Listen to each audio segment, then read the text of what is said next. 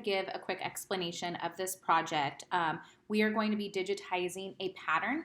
If you're kind of a beginner, I highly recommend just getting a pattern. If you have any like patterns around, maybe from beginning sewing or some pattern you haven't sewn up yet, that's probably best. Or if anyone who works in industry has patterns from factories, that's awesome too. That's probably the easiest way to digitize because then you don't have to worry about getting the shape of your pattern correct or not because you're just copying it and you can just learn how do I digitize something in Clo.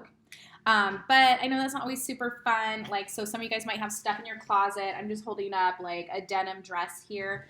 If you're like, I just really want to digitize that dress that's already sewn up, I will allow you guys to do that, but I just want to make sure you know that's a little bit more intermediate because you really need to make sure that you are capturing the correct shape of each pattern piece, and that can be hard to do when it's all sewn up. If it's something you're never going to wear again, you can get a seam ripper and just break out all the seams and then lay all the pieces flat, all the fabric pieces flat, and you'll really see the shape. But a lot of us don't want to do that, obviously.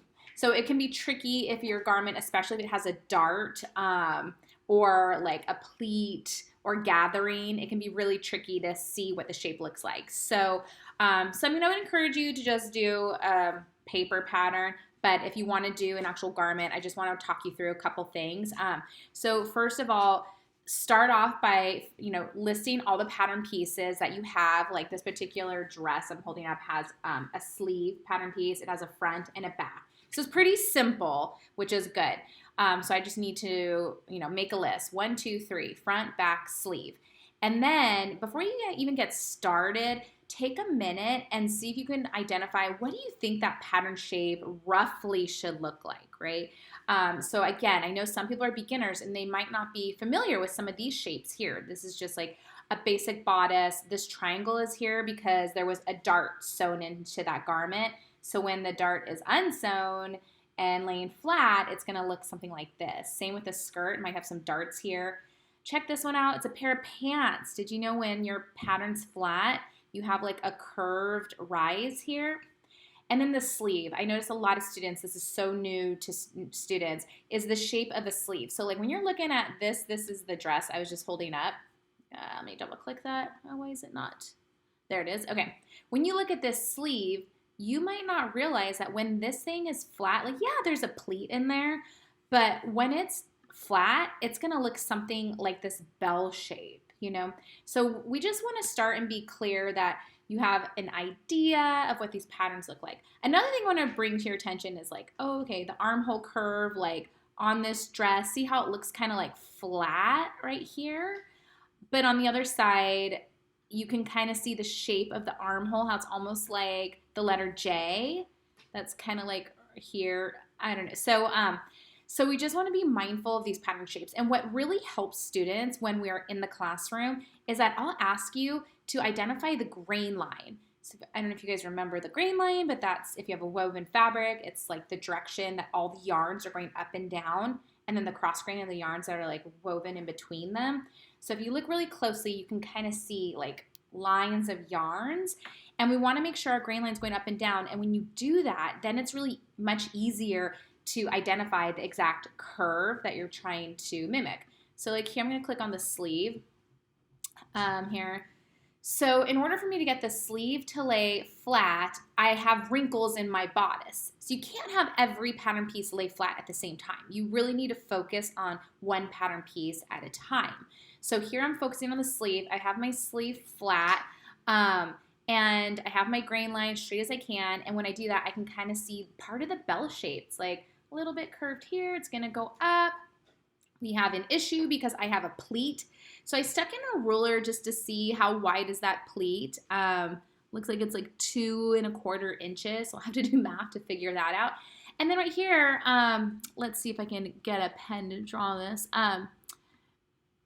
It's a little crazy. See here how the grain line is a little bit different, and that's because, oopsies, of the pleat, where here the grain line is just up and down.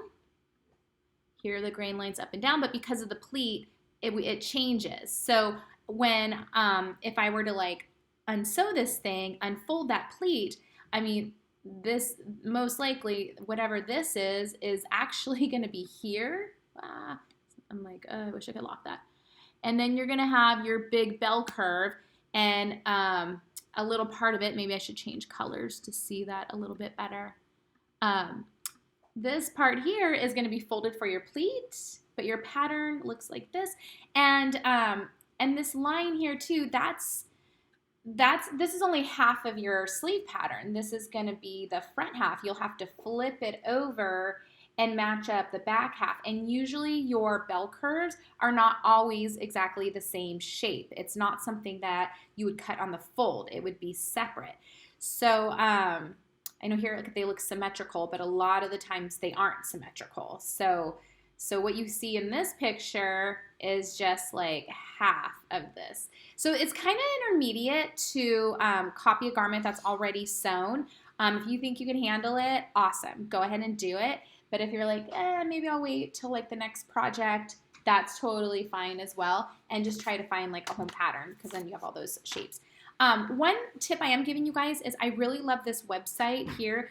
I don't want you to buy a pattern for this project, because the whole point is we're trying to digitize one. But what's nice is that if there's like a certain thing you're trying to copy, a garment, and you're not very familiar with pattern shapes, maybe if you find a similar garment, like maybe you're like, oh my gosh, this is what I'm trying to do, this handkerchief hem of a sweater in my closet, you can click on the pattern and they'll show you a thumbnail of what the pattern pieces look like, which is kind of neat. So I'm going to click that right here. Do you guys see that? So here, there's the sleeve. It's like that green shape. And then look at the front. The front is like this huge, big old rectangle. Isn't that funny? So you might not have realized that. And then the back is kind of like your basic back shape with the armhole and whatnot. So so this is kind of like just like a quick like, I need help. What do pattern pieces look like? Maybe that would help you to kind of figure that out. So that's available as well. All right, guys. I'm excited to see what you guys pick. Let me know if you guys have questions. And this is going to be a fun, creative project, I think.